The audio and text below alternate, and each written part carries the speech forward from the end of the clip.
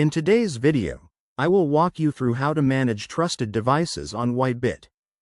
The Trusted Devices feature on WhiteBIT helps you keep track of the devices that have been authorized to access your account. Reviewing this list regularly is a good security practice because it allows you to recognize the devices you use and remove any that you no longer trust. To get started, tap your profile icon and go to your settings. From there, navigate to the Security section, where you'll find several options designed to help protect your account. Within the Security settings, locate the Device Management.